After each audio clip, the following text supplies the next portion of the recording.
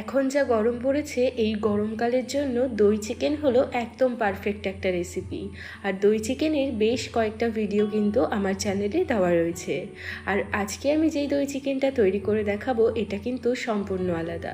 এই রেসিপিটা কিন্তু একটু স্পাইসি এবং চটপটা, খেতে ভীষণ সুস্বাদু হয়। গরম ভাত, পোলাও, রুটি সব কিছু দিয়েই কিন্তু এই দই চিকেনটা তোমরা সার্ভ করতে পারবে। আর বানানো খুবই সহজ, সামান্য কিছু উপকরণ দিয়েই কিন্তু আজকের এই একদম স্পাইসি দই চিকেনের রেসিপিটা তৈরি করে দেখাবো। আশা করব তোমাদেরও অনেক ভালো লাগবে। তাহলে চলো আর কথা না বাড়িয়ে রেসিপিটা ঝটপট করে দেখে নেওয়া যাক। নমস্কার, আমি সুস্মিতা। আমার রান্নাঘরে সবাইকে স্বাগত জানিয়ে শুরু করছি আজকের রেসিপি। দই চিকেন রান্না করার জন্য এখানে আমি নিয়ে নিয়েছি 1 কিলো চিকেন। আর চিকেনটাকে পরিষ্কার করে ধুয়ে রাখা আছে। এখন চিকেনটাকে ম্যারিনেট করব। এর জন্য আমি চিকেনের মধ্যে দিয়ে দিচ্ছি 1 চামচ লবণ, দিয়ে দিচ্ছি 1 চামচ গোলমরিচের গুঁড়ো, আর দিয়ে দেব 1 টেবিল চামচ মতো সাদা তেল। এবার সমস্ত কিছু ভালো করে মাখিয়ে নেব। চিকেনটাকে এইভাবে ম্যারিনেট করে নিয়ে মোটামুটি 10 মিনিটের জন্য একটু রেস্টে রাখতে হবে। চিকেনটা এখানে আমাদের ম্যারিনেট হয়ে গেছে। এখন আমি চিকেনটাকে 10 মিনিটের জন্য রেস্টে রাখবো। যতক্ষণে চিকেনটা রেস্ট হচ্ছে ততক্ষণে আমি দই চিকেনের একটা মশলা তৈরি করব। এর জন্য একটা বাটিতে আমি নিয়ে নিচ্ছি 1.5 ইঞ্চি মতো আদা,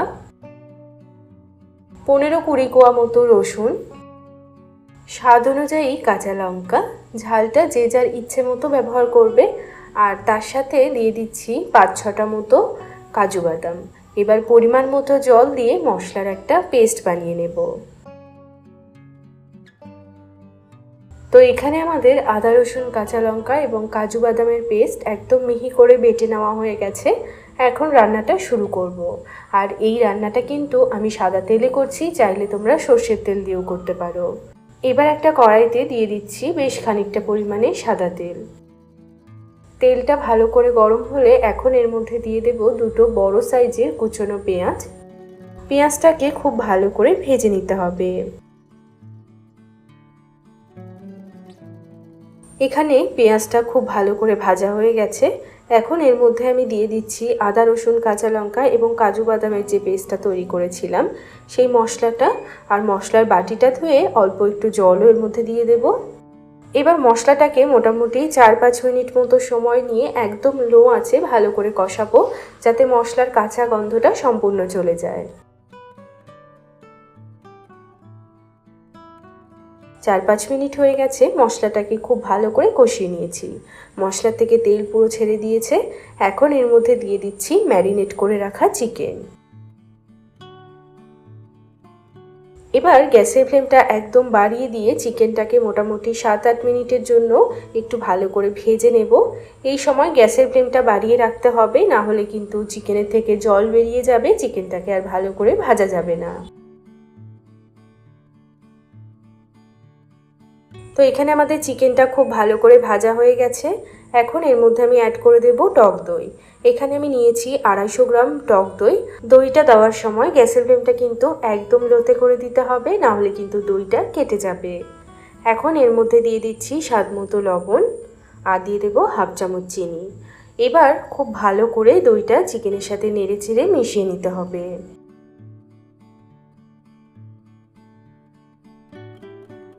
ভালোভাবে চিকেনটাকে নাড়াচাড়া করে নিয়ে এবার গ্যাসের ফ্লেমটা লোতে রেখে ঢাকনা লাগিয়ে মোটামুটি 15-20 মিনিটের জন্য রান্না হতে দিতে হবে। 15-20 মিনিট পর আমি ঢাকনাটা সরিয়ে নিচ্ছি। এখানে কিন্তু আমাদের চিকেনটা প্রায় সেদ্ধ হয়ে গেছে। আর যে জলটা চিকেনের থেকে বেরিয়েছে সেই জলে কিন্তু পুরো মাংসটা সেদ্ধ হয়ে যাবে। আর এখনও কিন্তু অনেকটা পরিমাণেই জল রয়েছে। এই জলটা পুরোপুরি শুকিয়ে যাওয়া পর্যন্ত চিকেনটাকে একটু নাড়াচাড়া করব।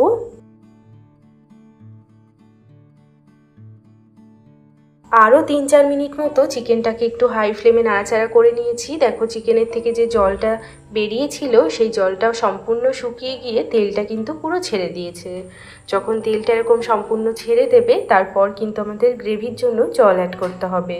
যে যতটা গ্রেভি পছন্দ করবে ততটা এখানে জল অ্যাড করবে। তবে এই রান্নাটা কিন্তু খুব বেশি পাতলা হবে না।